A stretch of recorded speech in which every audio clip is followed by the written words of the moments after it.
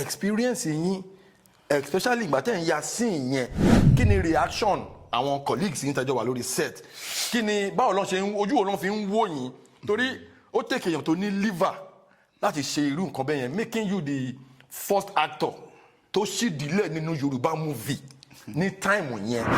ṣe rí bàtà fẹ́ ya scene tèmi nínú fíìmù Ọmọ Agunpopo Kẹ́mi Afọlábí ó shock gan ẹ̀yin ojú Elédùmarè yẹn Àríkẹ́ àjọ lórí set ni torí pé Àríkẹ́ òun ló ṣe lead role òun gangan ní Ọmọ Agunpopo ọ̀rẹ́ ni Kẹ́mi Afọlábí so èmi ni kọ́pà kọ́pà yẹn wá jẹ́ bíi fine boy kọ́pà ó kàn bá àwọn obìnrin sùn nínú village yẹn so èmi ti bá Kẹ́mi Afọlábí nínú fíìmù yẹn kárátà mo ti bá sùn nínú fíìmù yẹn bí a mo ti fún lóyún ó wá lọ pé ẹ̀yin ojú Elédùmarè wa Àríkẹ́ wa kó wá gbìjà òun because bàtọ́ dọ́dọ̀ mi báyìí wọ́n ní pé mo ti wà pẹ̀lú another woman ṣe get so kárátà yẹn time yẹn mo wà ní kẹ́lò like wọ́n kankan mo kàn mú boxer yẹn mo fi cover ojú ara so ìgbà tí mo fẹ́ wọ boxer mistakenly lórí set yẹn mistakenly tí náà ti tàn tí kámẹ́rà everybody wà ń bẹ̀. bí mo ṣe fẹ́ gbẹ́sẹ̀ mi báyìí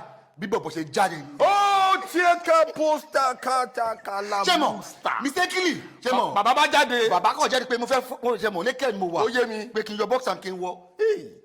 so Kẹ́mi Afọlábí was like tètè rí Àríkẹ́ òun tẹ̀ bójú ni pé John ṣé mọ̀ èmi mo fi style mo fi ṣiṣẹ́ mi lọ so everybody was like is it real ṣé bọ̀bọ̀ ẹ̀ ṣé mo gbó ni ó yẹ everybody lẹ́nu ó ya everybody lẹ́nu lẹ́yìn mi nìkan tí mò ń ṣe. ẹ mú nǹkan kẹ tó bọ́ sórí sẹ́ẹ̀tì yẹn abẹ́ fa nǹkan. mi ò fa gbó. ojú lásán ò ṣerú àwọn nǹkan bẹ́ẹ̀ yẹn. ojú lásán mo fi ṣe.